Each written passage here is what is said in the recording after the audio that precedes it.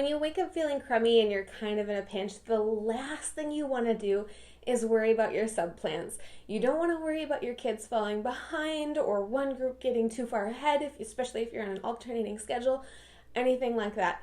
Today, what I wanted to do is share with you 8 anytime subplan activities you could do with your students that are going to help them keep moving on in your tight pacing guide and not stress you out. Hey, it's Ashley, aka Señorita Spanish, where I provide easy-to-use resources to save you time and energy while you're lesson planning.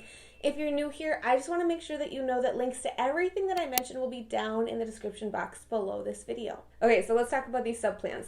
There's a mix of print and digital options. I know sometimes for me, digital is a total lifesaver because I can just click post on Google Classroom and that's it. And sometimes digital turns out to be a nightmare because I thought that I scheduled it on Google Classroom and then I didn't, or I scheduled it for the wrong day, or it didn't actually go, or the Wi-Fi goes down, or or maybe you aren't allowed to use technology while a sub is in your classroom. So there's going to be some options here for you. Some of these activities are things that I do over and over and over again throughout the year, but they're not things that I would do as a first time activity with a sub. So what I mean by that is, even though it's something that I might do once a chapter, if it's something that they've never done before, like if it's the beginning of the year and we just haven't gotten to it yet, or maybe you just haven't used that activity yet this year, some of the things that I'm recommending are not something that I would leave with a sub if my students have never done it before. If my students have done this even once or twice before, they're basically going to be able to run the activity themselves, and the sub is going to sit in the chair on their phone and read their book, or maybe even fall asleep because, well, reality. Okay, all right. So just keep that in mind, and I will try and note which ones I think you could just leave anytime and which ones I think I would recommend that you've at least tried it once with your class before you leave it as a plan. Okay? All right, let's get right into it. The first thing that I love leaving as a subplan are boom cards, and boom cards are super easy to use. They are tech, but you can print them. So this is a print or a tech option, up to you. If you've never used boom cards before, or if you've never heard me talk about them, boom cards are basically digital task cards. You can choose how many cards to assign to your students, so you could have them just do 20, or you could give them the full set of 50, 60, 70 boom cards, which will keep them occupied for the entire hour, most likely. Something that I particularly love about boom cards is that if you're doing the digital version of them, they are auto-grading. It's instant feedback for your students, and you don't have a mountain of grading to come back to after being sick. So, win, win, win. Of course, if you print them, that is going to be something you'll have to grade manually, but, right, beggars and choosers. Subplan activity number 2 is Cor and Circulos, and this is one of those ones that I would not leave if you've never done it before. But honestly, if your students have done it once or twice, or maybe, it's your second year having them and they did it all the time last year, this is something that I would honestly even just let my kids set it up. Like, say, here's sub, here's the copies, have them tape it on the walls, they know how it works, let them go. It's really that easy, and it really runs itself.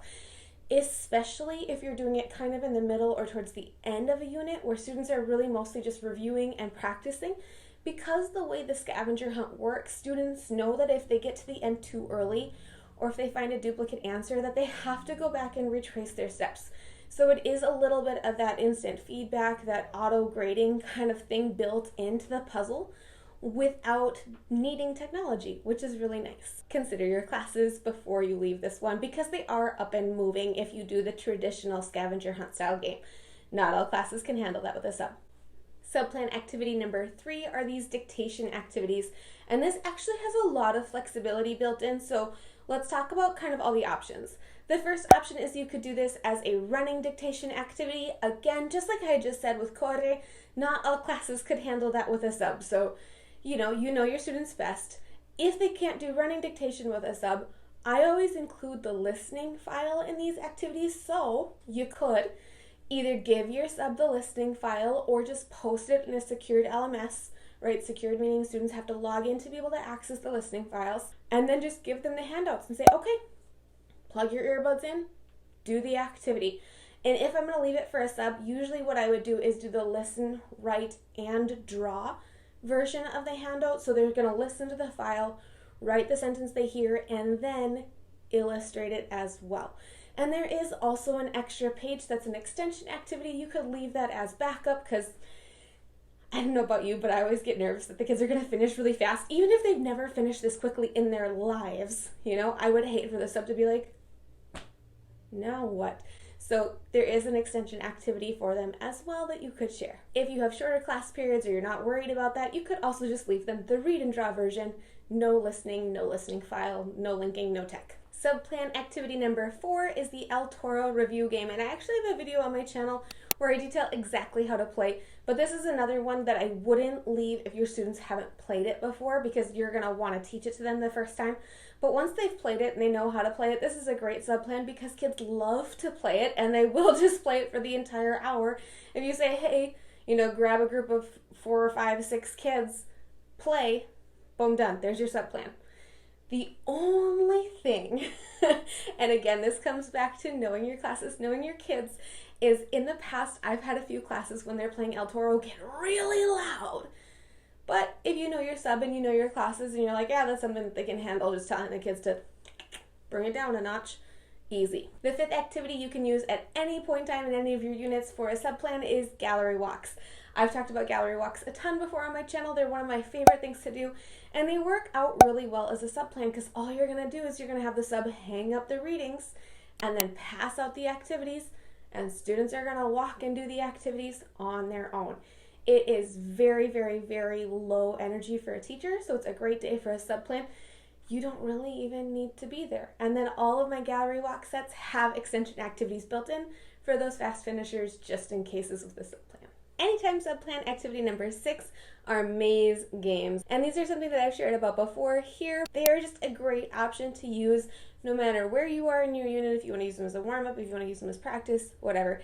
These are something that I use in addition to something else for my subplans. For example, I love to do a Cor set and then use a maze game as a fast finisher. Like I mentioned, that just in case kind of over planning piece that I like to do, especially when I have a sub, is to leave more than one thing. Maze games are almost always one of my just in case one more thing option for a sub day. Number 7 is a roll a story activity. And if you've never tried these are super fun and they're really open-ended. So what your students are going to do is they're going to roll a die, and then it's going to tell them these specific elements of their story, like who is the main character, what's the problem, that kind of thing. And they have to work in those elements, but then use their creativity in the rest of the story.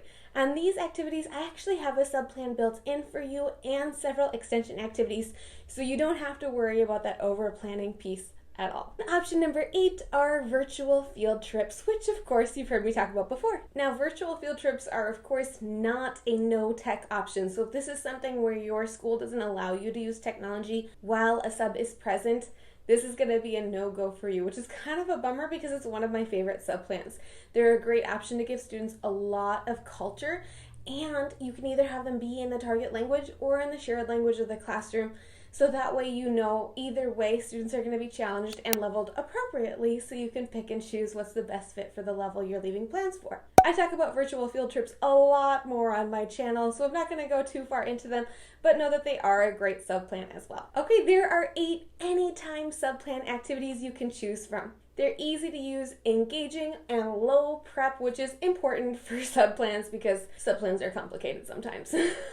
And I have freebies for pretty much every one of these options that I included. So make sure you head down to the link in my description below so you can grab a free resource to try out and see what you think. I hope this video has been helpful for you. Of course, if there's anything that you need, make sure you drop me a comment down in the comment section down below. I can't wait to hear from you. All right, I'll see you in the next one. Bye.